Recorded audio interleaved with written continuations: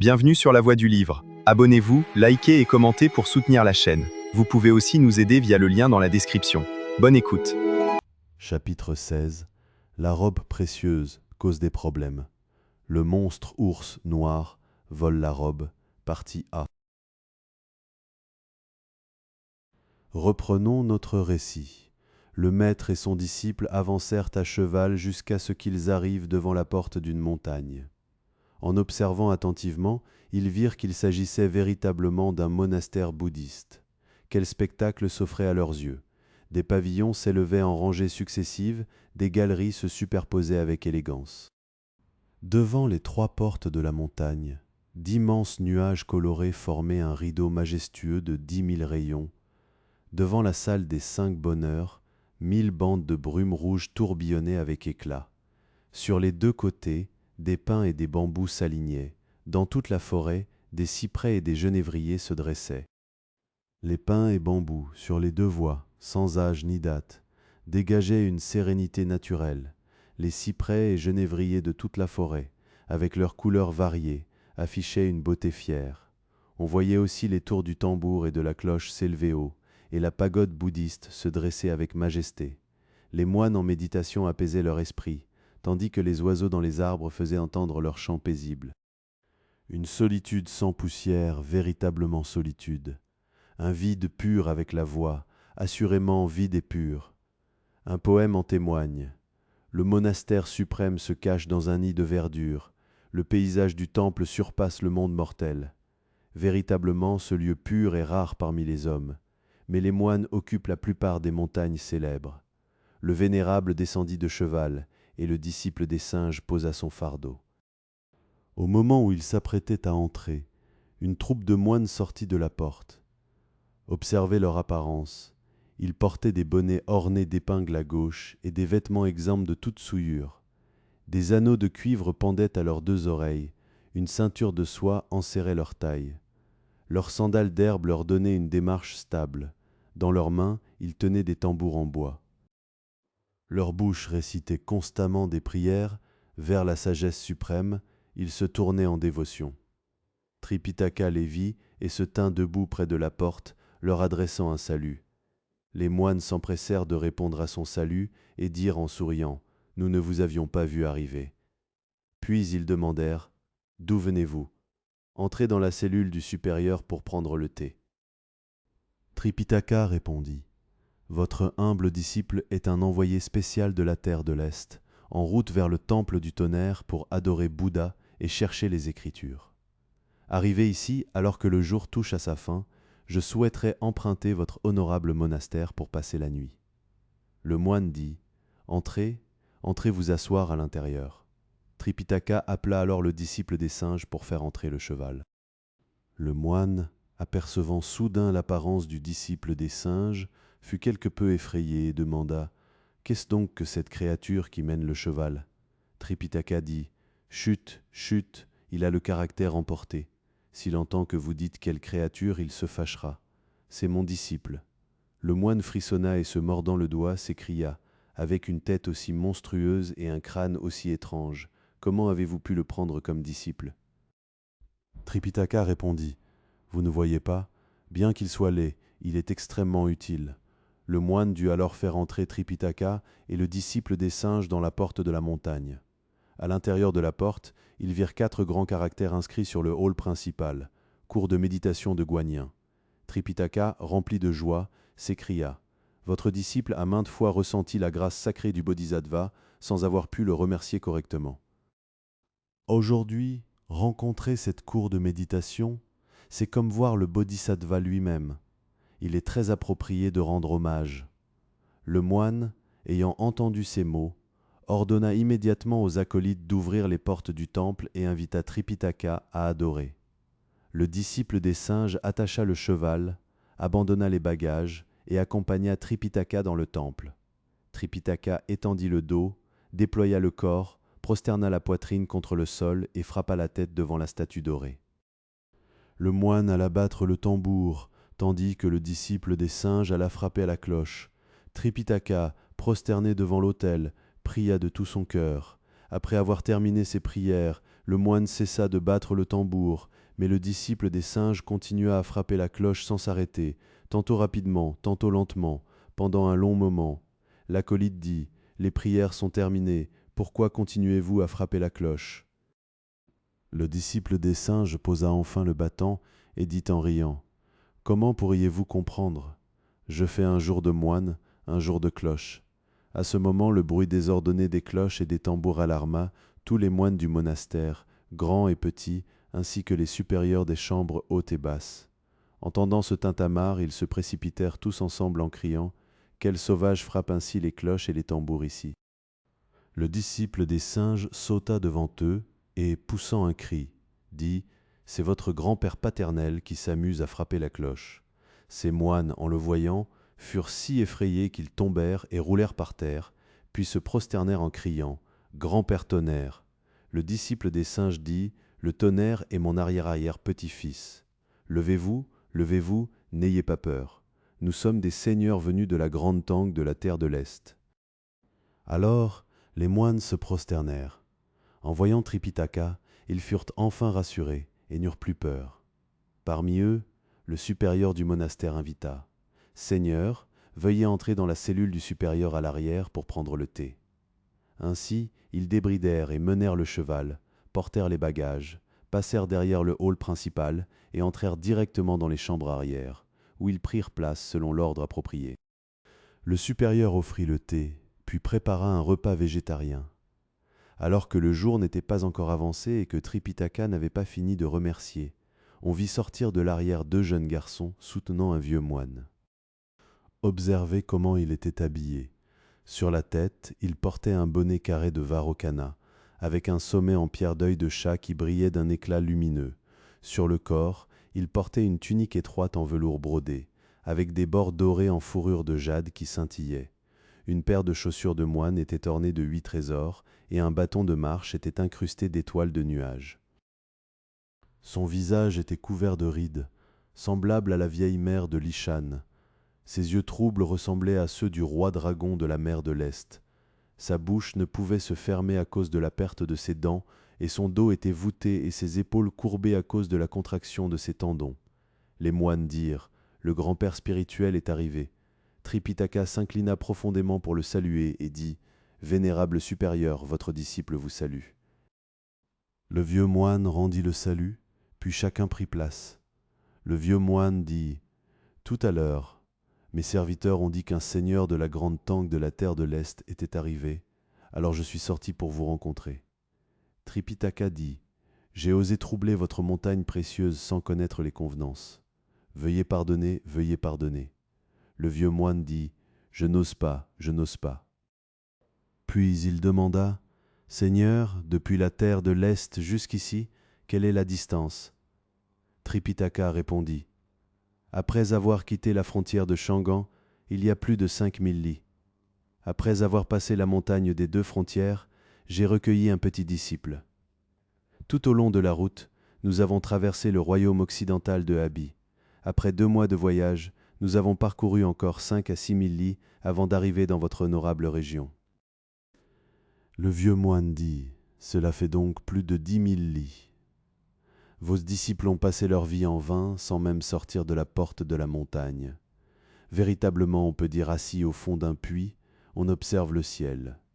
Je ne suis qu'un vieil arbre pourri. » Tripitaka demanda à nouveau : « Quel est l'âge vénérable du vénérable supérieur ?» Le vieux moine répondit : « J'ai vécu 270 ans. »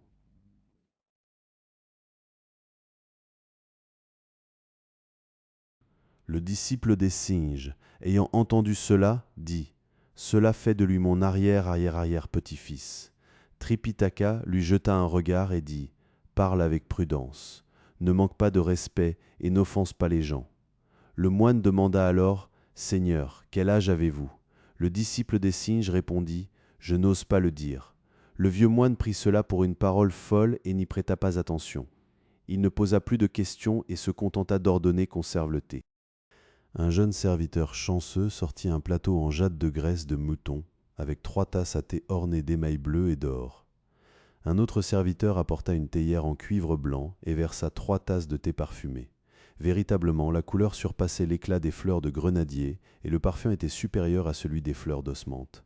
Tripitaka, les voyant, ne put s'empêcher de les admirer et dit « De beaux objets, de beaux objets. » Véritablement, une nourriture délicieuse dans de beaux récipients. Le vieux moine dit « Cela offense vos yeux, cela offense vos yeux. Vous êtes un seigneur du royaume céleste d'en haut, qui avez vu de nombreux trésors rares. Des ustensiles comme ceux-ci ne méritent pas tant d'éloges. Seigneur, venez-vous d'un pays supérieur? Avez-vous apporté quelques trésors que vous pourriez prêter à vos disciples pour qu'ils le contemplent? Tripitaka dit « Hélas, dans notre terre de l'Est, il n'y a pas de grands trésors. Même s'il y en avait, le voyage est si long que nous n'aurions pas pu les apporter. » Le disciple des singes, se tenant à côté, dit « Maître, l'autre jour dans le ballot, j'ai vu cette robe monastique. N'est-ce pas un trésor? Pourquoi ne pas la lui montrer ?» En entendant parler de la robe monastique, tous les moines se mirent à rire froidement. Le disciple des singes dit « Pourquoi riez-vous » Le supérieur dit « Le Seigneur vient de dire que la robe monastique est un trésor. C'est vraiment risible. Si l'on parle de robe monastique, des gens comme nous en ont non pas 20 ou 30, mais si l'on considère notre grand-père spirituel, qui a été moine ici pendant 250 ou 6 ans, il en a bien 7 ou 800. » Puis il ordonna « Apportez-les pour les montrer. » Le vieux moine, cédant à un moment de vantardise, ordonna aux acolytes d'ouvrir l'entrepôt et aux ascètes de porter les coffres. On porta ainsi 12 coffres au milieu de la cour. Après avoir ouvert les serrures, on installa des portants des 2 côtés et on tendit des cordes tout autour.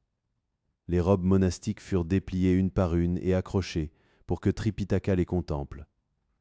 Véritablement, la salle était remplie de brocarts et les murs étaient couverts de soieries.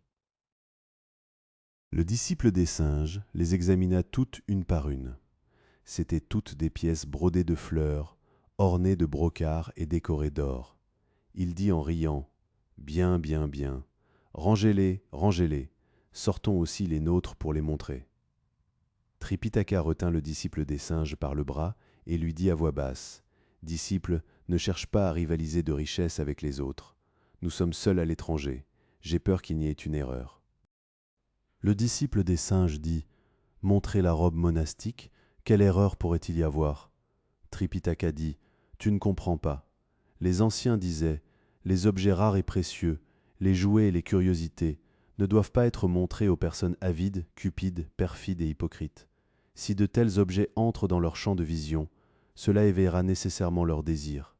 Une fois leur désir éveillé, ils élaboreront nécessairement des stratagèmes. Si tu es quelqu'un qui craint les catastrophes, tu devras répondre à leurs demandes, ce qui serait acceptable. Sinon, la perte de la vie et la destruction du corps proviendront tous de cela. Ce n'est pas une petite affaire. » Le disciple des singes dit « Sois tranquille, sois tranquille. » Tout repose sur le vieux Sun. Sans attendre, il alla rapidement défaire le ballot. Aussitôt, une lumière rosée jaillit. Il y avait encore 2 couches de papier huilé qui l'enveloppaient. Après avoir retiré le papier, il sortit la robe monastique. Quand il la déploya, une lumière rouge remplit la salle et une atmosphère colorée emplit la cour. Tous les moines, en la voyant, ne purent s'empêcher de se réjouir et de la louer dans leur cœur. Véritablement, c'était une excellente robe monastique. Sur elle se trouvaient 1000 sortes de perles précieuses tombent avec ingéniosité. 10 000 sortes de trésors bouddhiques se rassemblent avec rareté. En haut et en bas, des fils de dragons étalent des brocarts colorés. Tout autour, des bordures de soie fine ornent les 4 côtés. Celui qui la porte voit les démons disparaître à jamais. Celui qui la revêt envoie les esprits malins aux enfers. Fabriquée par les mains des immortels célestes, aucun moine qui n'est pas véritable ne peut oser la porter. Le vieux moine, voyant un tel trésor, fut véritablement animé d'intentions malveillantes. Il s'avança, s'agenouilla devant Tripitaka et les larmes aux yeux, dit « Vos disciples n'ont vraiment pas de chance. » Tripitaka le releva et dit « Vénérable supérieur, qu'avez-vous à dire ?» Il répondit « Seigneur, ce trésor que vous venez de déployer, hélas, le jour touche à sa fin. Mes yeux sont troubles et fatigués, je ne peux pas voir clairement. N'est-ce pas manquer de chance? Tripitaka dit: Apportez des lampes, permettez-lui de regarder à nouveau. Le vieux moine dit: Le trésor du grand-père est déjà lumineux. Si on allume des lampes, cela éblouira encore plus. Il sera impossible de regarder attentivement. Le disciple des singes dit: Comment voulez-vous le regarder pour que ce soit bien? Le vieux moine dit: Si le Seigneur, dans sa grande bienveillance, permet à vos disciples d'emporter la robe dans les chambres arrière pour l'examiner attentivement toute la nuit, et de la rendre au Seigneur demain matin, avant son départ vers l'ouest, quelle serait votre honorable opinion? Tripitaka, ayant entendu cela, fut surpris et blâma le disciple des singes. C'est ta faute, c'est ta faute. Le disciple des singes dit en riant: De quoi avez-vous peur? Laissez-moi l'emballer et qu'il la prenne pour la regarder. S'il y a la moindre négligence, le vieux Sun en sera entièrement responsable. Tripitaka ne put l'empêcher. Le disciple des singes remit la robe au vieux moine en disant: Vous pouvez la regarder à votre guise, mais demain matin, vous devez me la rendre intacte, sans la moindre tache ni dommage. Chapitre 16. La robe précieuse cause des problèmes. Le monstre ours noir vole la robe, partie B. Le vieux moine, rempli de joie, ordonna au jeune serviteur chanceux d'emporter la robe à l'intérieur. Puis il donna des instructions au moine pour qu'il nettoie la salle de méditation à l'avant, prenne 2 lits en rotin, installe les couvertures et les literies, et invite les 2 seigneurs à se reposer. D'un autre côté, il ordonna également de préparer le repas du matin pour le départ. Ainsi chacun se dispersa. Le maître et ses disciples fermèrent la porte de la salle de méditation et s'endormirent. Nous n'en dirons pas plus. Cependant le moine, ayant obtenu la robe par la ruse, la prit dans les chambres arrière sous la lumière de la lampe et se mit à pleurer et à crier bruyamment. Cela alarma les moines du monastère, qui n'osèrent pas se coucher. Le jeune serviteur chanceux, ne sachant pas pourquoi, alla informer les moines: Le grand-père pleure depuis la 2e veille, et il n'a pas encore arrêté.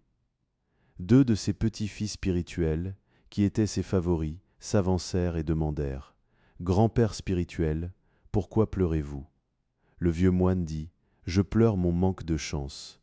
Je ne peux pas voir le trésor du moine Tang. Le jeune moine dit: Grand-père, vous êtes d'un âge avancé. Vous avez déjà beaucoup vécu. Sa robe monastique est devant vous. Vous n'avez qu'à la déplier et la regarder. Pourquoi devez-vous pleurer bruyamment? Le vieux moine dit: La regarder ne durera pas longtemps. Cette année, j'ai 270 ans. J'ai gagné en vain plusieurs centaines de robes monastiques. Comment puis-je en obtenir une comme la sienne? Comment puis-je devenir un moine Tang? Le jeune moine dit: Grand-père spirituel, vous vous trompez. Le moine Tang est un moine itinérant qui a quitté son pays natal et sa maison. Quelqu'un de votre âge a déjà suffisamment profité de la vie. Pourquoi voulez-vous devenir un moine itinérant comme lui? Le vieux moine dit: Bien que je sois assis confortablement à la maison et que je profite de mes derniers jours, je ne peux pas porter sa robe monastique. Si je pouvais la porter ne serait-ce qu'un jour, alors je pourrais fermer les yeux même dans la mort.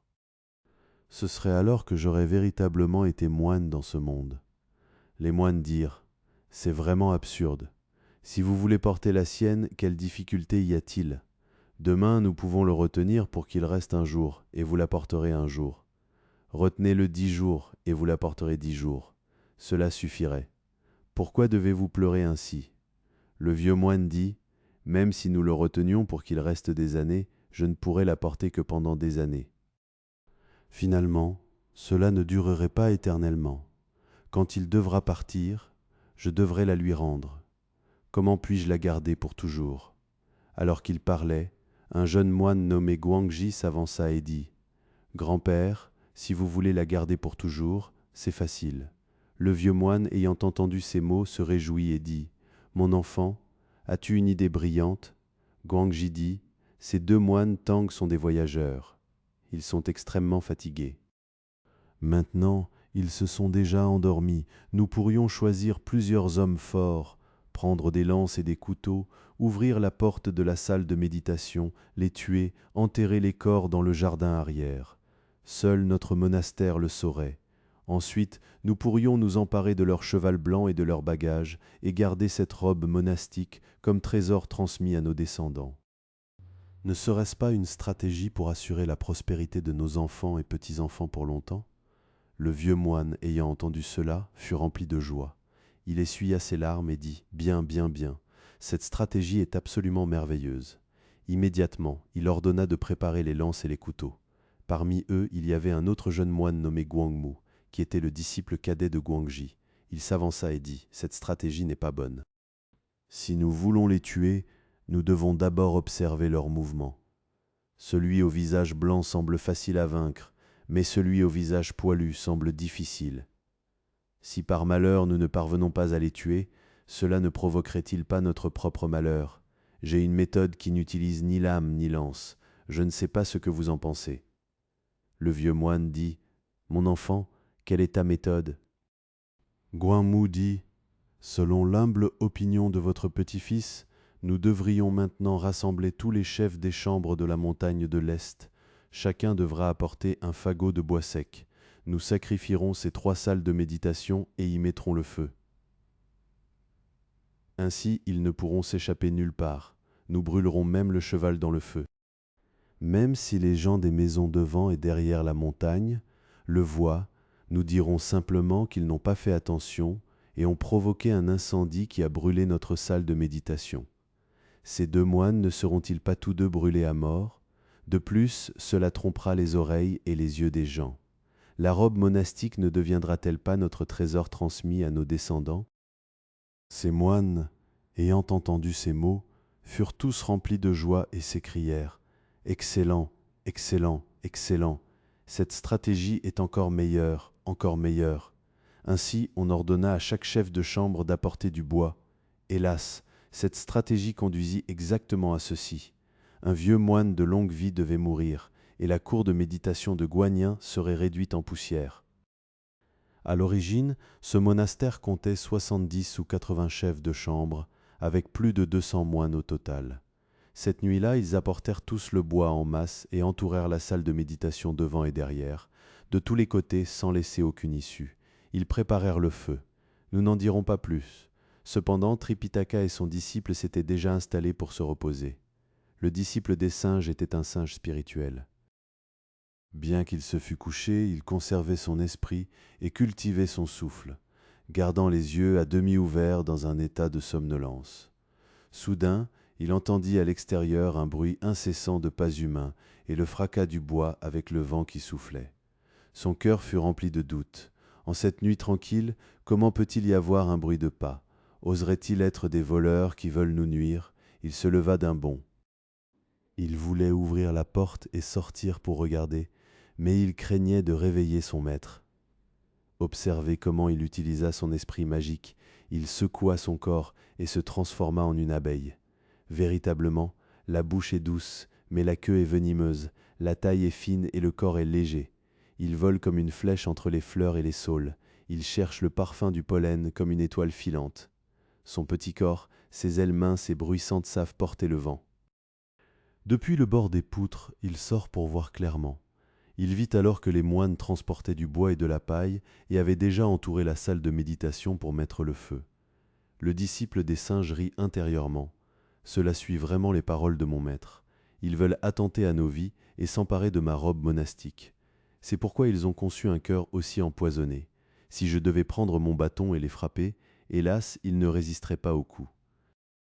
Si je les tuais tous d'un coup de bâton, mon maître me blâmerait d'avoir été cruel. Ainsi soit-il, ainsi soit-il, ainsi soit-il. Je vais leur jouer un tour en suivant leur propre stratagème. Je leur apprendrai qu'ils ne pourront pas rester ici. Excellent disciple des singes, d'un seul bond de nuage, il s'élança jusqu'à la porte céleste du sud. Cela alarma Pang, Liu, Gu et Bi, qui s'inclinèrent profondément, ainsi que Ma, Zhao, Wen et Guan, qui courbèrent le dos. Tous dirent « Ce n'est pas bon, ce n'est pas bon. Le maître qui a causé du trouble au palais céleste est revenu. Le disciple des singes, agitant la main, dit « Messieurs, épargnez-moi les salutations et ne soyez pas effrayés. Je suis venu chercher le roi céleste Guangmu. » Il n'avait pas fini de parler que le roi céleste arriva à sa rencontre et dit « Cela fait longtemps, cela fait longtemps. » Auparavant, j'ai appris que le bodhisattva guanyin était venu voir l'empereur de Jade et avait emprunté les 4 gardiens des valeurs, les 6 Ding et les 6 Jia, ainsi que les gardiens pour protéger le moine Tang dans son voyage vers l'ouest afin de chercher les Écritures. On disait que vous étiez devenu son disciple. Comment se fait-il que vous ayez du temps libre pour venir ici aujourd'hui ? Le disciple des singes dit « Ne parlons pas du passé ». Le moine Tang a rencontré des malfaiteurs qui veulent mettre le feu pour le brûler. La situation est extrêmement urgente. Je suis spécialement venu vous emprunter le couvert protecteur contre le feu pour le sauver. Apportez-le vite pour que je l'utilise. Je reviendrai immédiatement. Le roi céleste dit « Vous vous trompez. Si des malfaiteurs mettent le feu, vous devriez emprunter de l'eau pour l'éteindre.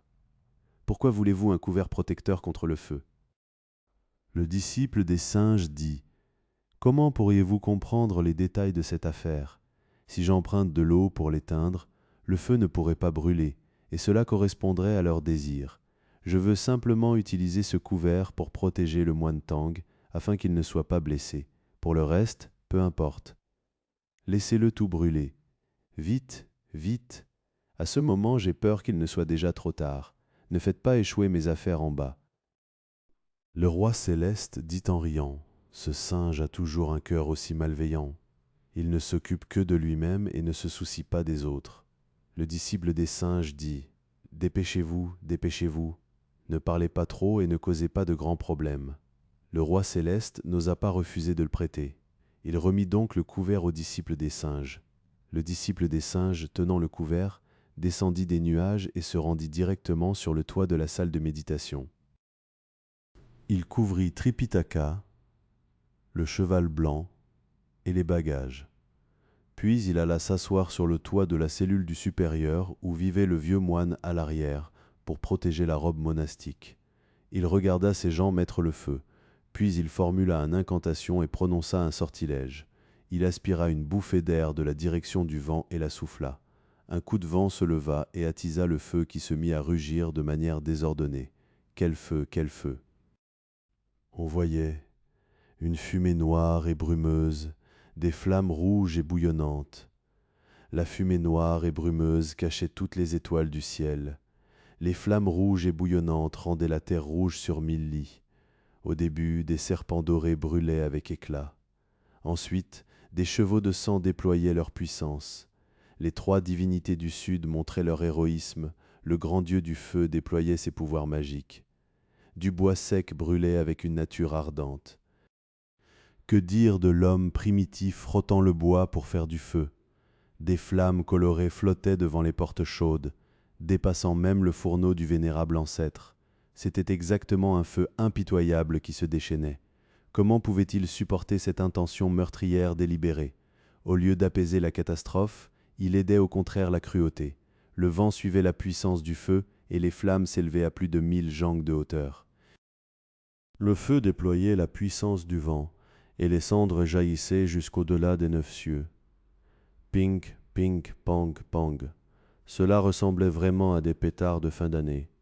Popo, lala. C'était comme le son des canons dans une armée. Le feu brûlait si fort que les statues de Bouddha dans la cour ne pouvaient s'échapper, et les divinités protectrices du monastère de l'Est ne trouvaient nulle part où se cacher. Cela surpassait la grande bataille nocturne de la falaise rouge et dépassait l'incendie du palais des Pans. C'était exactement ce que l'on dit. Une petite étincelle peut brûler des dizaines de milliers de champs. En un instant, le vent devint furieux et le feu intense. Tout le monastère de Guanyin était rouge de partout. Observez ces moines, ils portaient des coffres et des paniers, volaient des tables et prenaient des marmites. Dans toute la cour, ils criaient et se lamentaient sans cesse.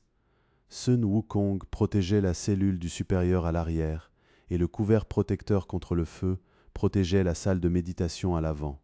Pour le reste, devant et derrière, le feu et la lumière se déchaînaient. Véritablement, les flammes rouges illuminaient le ciel avec splendeur, et la lumière dorée pénétrait les murs avec éclat. Il advint qu'au moment où le feu se déclencha, cela alarma les bêtes et les démons de toute la montagne. À environ 20 lis au sud de ce monastère de Guanyin, il y avait une montagne du vent noir. Dans cette montagne se trouvait une grotte du vent noir, et dans cette grotte vivait un démon. Il était en train de se retourner dans son sommeil quand il se réveilla. Il vit que la fenêtre était illuminée et pensa que c'était déjà l'aube. Il se leva pour regarder, mais c'était en réalité la lueur du feu qui venait du nord. Le démon, grandement surpris, s'écria « Ah, cela doit être un incendie dans le monastère de Guanyin. Ces moines sont vraiment négligents. Je vais aller voir et les aider à éteindre le feu. » Excellent démon, il s'élança sur les nuages et arriva immédiatement sous la fumée et le feu. Véritablement, le feu s'élevait jusqu'au ciel. Les bâtiments devant étaient déjà vides, et les corridors des deux côtés étaient encore embrasés par la fumée et les flammes. Il fit un grand pas et entra en collision. Il appelait et criait pour qu'on apporte de l'eau. Soudain, il vit qu'il n'y avait pas de feu dans les chambres arrière. Sur le toit des chambres, il y avait une personne qui soufflait le vent. Il comprit immédiatement la situation. Il entra précipitamment à l'intérieur pour regarder. Il vit qu'au milieu de la cellule du supérieur, il y avait une atmosphère de lumière rosée et colorée. Sur une table, il y avait un ballot en feutre bleu. Il le défit et regarda. Il vit que c'était une robe monastique en brocart, un trésor extraordinaire du bouddhisme. C'était exactement le cas où la richesse émeut le cœur des hommes. Il n'éteignit pas le feu et n'appela pas pour l'eau. Prenant la robe monastique, il profita du tumulte pour piller. Il reprit sa marche sur les nuages et retourna directement vers la montagne de l'Est. Cet incendie ne s'éteignit qu'à la 5e veille, lorsque l'aube se leva. Observez ces moines, nus et couverts de suie, pleurant et sanglotant, ils cherchaient du cuivre et du fer dans les cendres, triaient le charbon pourri et ramassaient l'or et l'argent. Certains construisaient des abris et des hangars dans les cadres des murs. Chapitre 16. La robe précieuse cause des problèmes. Le monstre ours noir vole la robe, partie C. D'autres installaient des marmites et cuisinaient au pied des murs rouges. Ils criaient à l'injustice et à la souffrance, faisant un vacarme incessant. Nous n'en dirons pas plus. Cependant, le disciple des singes reprit le couvert protecteur contre le feu et d'un seul bond de nuages le rapporta à la porte céleste du sud. Il le rendit au roi céleste Guangmu en disant « Merci pour le prêt, merci pour le prêt ». Le roi céleste le reprit et dit « Le grand sage est vraiment honnête. Je craignais que vous ne rendiez pas mon trésor et que je n'ai nulle part où le chercher. Je suis heureux que vous l'ayez rapporté immédiatement. » Le disciple des singes dit « Le vieux Sun est-il quelqu'un qui trompe les gens en face? Cela s'appelle bien emprunter et bien rendre, et le prochain prêt ne sera pas difficile. » Le roi céleste dit « Cela fait longtemps que nous ne nous sommes pas vus. Pourquoi ne pas venir au palais vous asseoir un moment ?» Le disciple des singes dit « Le vieux Sun n'est plus comme avant, assis sur un banc pourri et discutant librement. Maintenant, je protège le moine Tang et je n'ai pas de temps libre. Nous parlerons plus tard, nous parlerons plus tard. » Il prit congé en toute hâte, tomba des nuages et revit le soleil. Il se rendit directement devant la salle de méditation, secoua son corps et se transforma en abeille. Il vola à l'intérieur, reprit sa forme originale et regarda. Son maître dormait encore profondément. Le disciple des singes appela « Maître, il fait jour. Levez-vous. » Tripitaka se réveilla alors, se retourna et dit « C'est vrai. » Il s'habilla, ouvrit la porte et sortit. Soudain, en levant la tête, il vit des murs rouges et des murs effondrés. Il ne voyait plus les tours ni les pavillons. Grandement surpris, il s'écria « Ah, comment se fait-il que tous ces bâtiments aient disparu? Il n'y a que des murs rouges. Pourquoi ?» Le disciple des singes dit « Vous êtes encore en train de rêver. Il y a eu un incendie cette nuit. » Tripitaka dit « Comment se fait-il que je ne le sache pas ?» Le disciple des singes dit « C'est le vieux Sun qui a protégé la salle de méditation. » Voyant que le maître dormait profondément, Je n'ai pas osé vous déranger. Tripitaka dit, vous avez eu la capacité de protéger la salle de méditation. Pourquoi n'avez-vous pas éteint le feu des autres chambres? Le disciple des singes dit en riant, pour que le maître sache la vérité, cela suit vraiment vos paroles d'hier. Ils aiment notre robe monastique et ont calculé comment nous brûler à mort. Si le vieux Sun ne s'en était pas aperçu, nous serions tous devenus des os et des cendres à présent. Tripitaka, ayant entendu ces mots, eut peur et dit, est-ce eux qui ont mis le feu? Le disciple des singes dit, si ce n'est pas eux, qui est-ce? Tripitaka dit, ne serait-ce pas que vous avez été négligent envers eux et que vous avez commis cet acte? Le disciple des singes dit, le vieux Sun est-il un homme aussi paresseux et néglige qui commettrait de telles mauvaises actions? En vérité, c'est eux qui ont mis le feu. Le vieux Sun a vu que leur cœur était empoisonné. En effet, je ne leur ai pas aidé à éteindre le feu. Je leur ai simplement soufflé un peu de vent pour les aider. Tripitaka dit, ciel, ciel. Quand le feu s'est déclenché, vous auriez dû aider avec de l'eau. Comment avez-vous pu souffler du vent à la place? Le disciple des singes dit, savez-vous ce que les anciens disaient? Si l'homme ne blesse pas le cœur du tigre, le tigre ne blesse pas l'intention de l'homme. S'il n'avait pas mis le feu, aurais-je soufflé du vent? Tripitaka dit, où est la robe monastique? N'aurait-elle pas été brûlée? Le disciple des singes dit, ce n'est rien, ce n'est rien. Elle ne peut pas être brûlée. La cellule du supérieur où se trouvait la robe monastique n'a pas pris feu. Tripitaka, plein de ressentiment, dit « Je ne me soucie pas de vous. S'il y a le moindre dommage, je n'aurai qu'à réciter cette formule et vous serez mort. » Le disciple des singes, effrayé, dit « Maître, ne récitez pas, ne récitez pas. Je trouverai certainement la robe monastique et vous la rendrai. Laissez-moi aller la chercher pour que nous puissions reprendre la route. » Tripitaka mena alors le cheval, et le disciple des singes porta le fardeau. Ils sortirent de la salle de méditation et se rendirent directement vers la cellule du supérieur à l'arrière. Cependant, ces moines étaient en train de se lamenter tristement quand soudain ils virent le maître et son disciple arriver, menant le cheval et portant le fardeau. Ils furent si effrayés que leurs âmes s'envolèrent et leurs esprits se dispersèrent. Ils crièrent « Les âmes des morts viennent réclamer nos vies. » Le disciple des singes leur cria dessus « Quelles âmes de morts viennent réclamer vos vies? Rendez-moi vite ma robe monastique. » Tous les moines s'agenouillèrent ensemble et frappèrent la tête en disant « Grand-père, les griffes ont leurs propres auteurs et les dettes ont leurs propres débiteurs. Si vous voulez réclamer nos vies, cela ne nous concerne pas. C'est Guanmu et le vieux moine qui ont comploté pour vous nuire.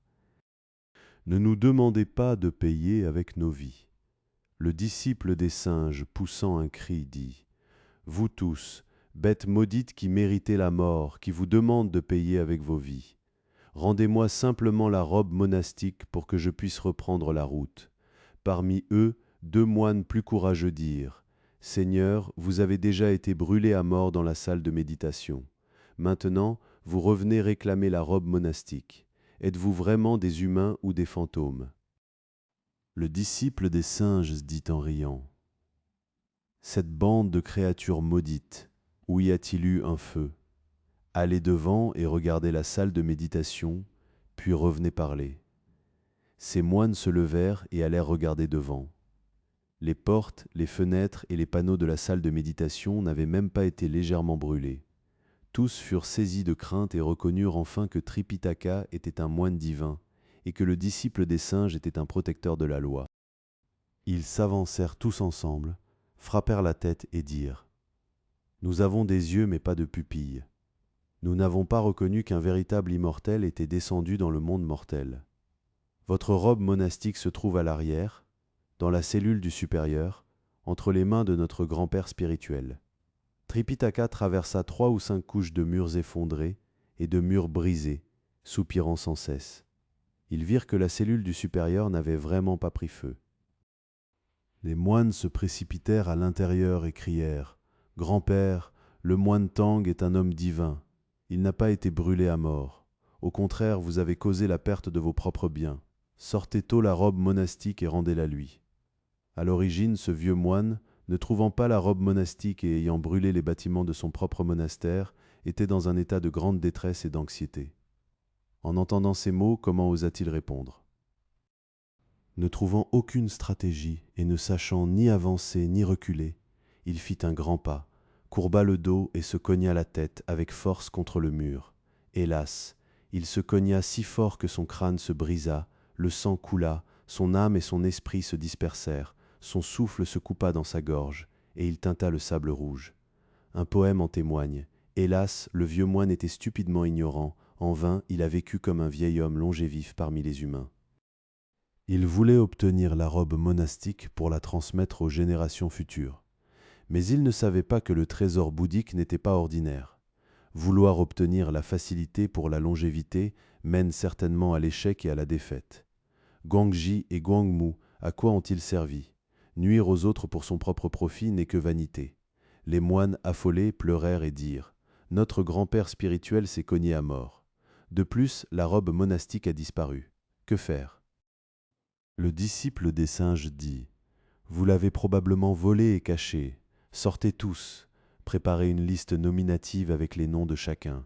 Le vieux Sun va vous inspecter un par un. » Les supérieurs des chambres hautes et basses dressèrent donc 2 listes nominatives complètes de tous les moines, à 7 jeunes serviteurs chanceux et acolytes du monastère. Au total, il y avait 230 personnes de toute taille.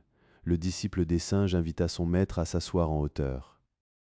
Puis il appela chaque nom, un par un, depuis le début.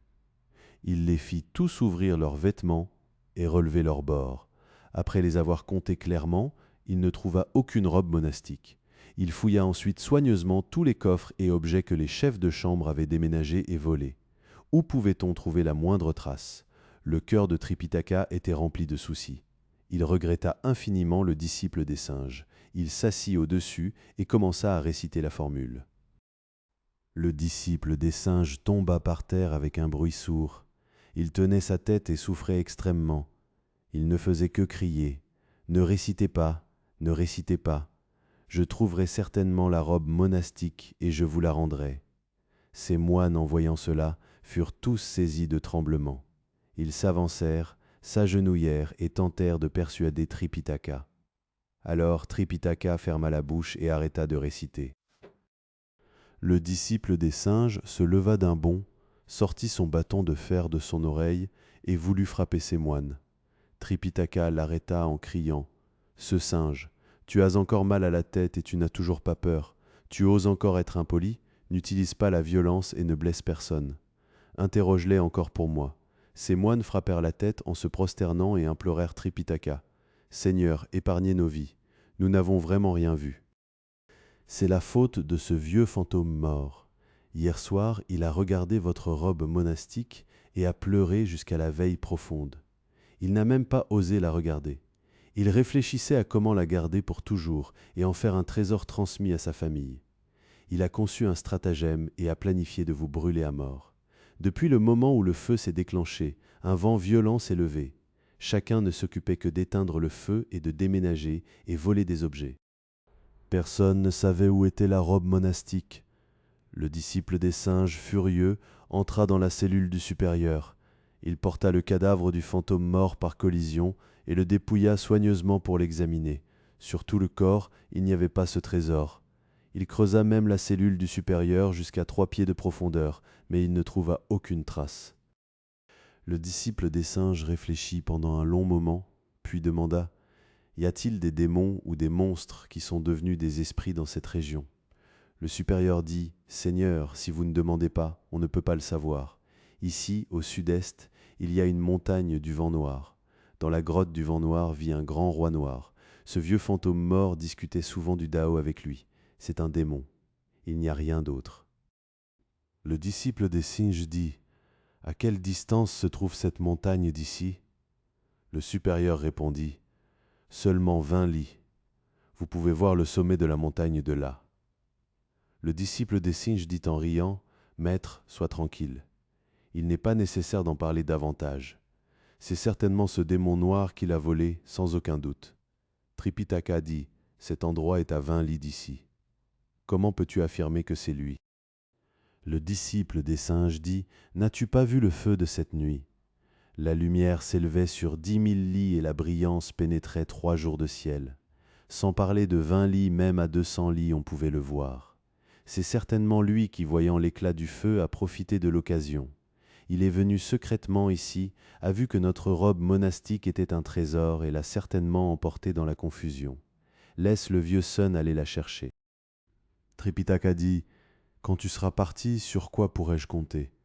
Le disciple des singes dit, « Sois tranquille, dans l'ombre il y aura des esprits divins pour te protéger. Demain, pendant que j'attends, j'appellerai ces moines pour te servir. » Il appela immédiatement les moines et dit, « Vous allez enterrer ce vieux fantôme. Vous servez mon maître et gardez mon cheval blanc. » Les moines acceptèrent l'ordre. Le disciple des singes dit également, « Ne répondez pas simplement pour me satisfaire. Si, après mon départ, vous ne venez pas servir correctement, attention, pour ceux qui servent le maître, vous devez avoir un visage joyeux et une expression agréable. Pour ceux qui s'occupent du cheval blanc, l'eau et l'herbe doivent être bien équilibrées. S'il y a la moindre différence, je vous montrerai ce bâton comme exemple. » Il sortit son bâton et frappa le mur de briques brûlées avec un coup. Le mur se brisa en poussière, et 7 ou 8 couches de mur s'effondrèrent sous le choc. Ces moines, en voyant cela, eurent tous les os mous et le corps engourdi. Ils s'agenouillèrent, frappèrent la tête et dirent en pleurant, « Grand-père, partez l'esprit tranquille. Nous ferons tous nos efforts avec sincérité et dévotion pour servir le Seigneur. Nous n'oserons absolument pas être négligents, même dans la moindre mesure. Excellent disciple des singes. » Il se hâta de monter sur son nuage culbuté et se rendit directement à la montagne du vent noir pour chercher cette robe monastique. C'était exactement. Le moine d'or cherche la rectitude et quitte la capitale. Appuyé sur son bâton, il se dirige vers l'ouest et traverse les montagnes verdoyantes. Là où il passe, il y a des tigres, des léopards, des loups et des insectes. Les marchands et les voyageurs le voient rarement. Sur la route, il rencontre des moines ignorants de pays étrangers qui sont jaloux. Il s'appuie entièrement sur la puissance du grand sage égal du ciel. Le feu se déclenche et le vent se lève. Le monastère de méditation est ruiné. L'ours noir vole la robe de brocart pendant la nuit. Nous ignorons encore si, après ce départ, la robe monastique sera retrouvée ou non, et si le sort sera favorable ou malheureux. Écoutez l'explication du chapitre suivant.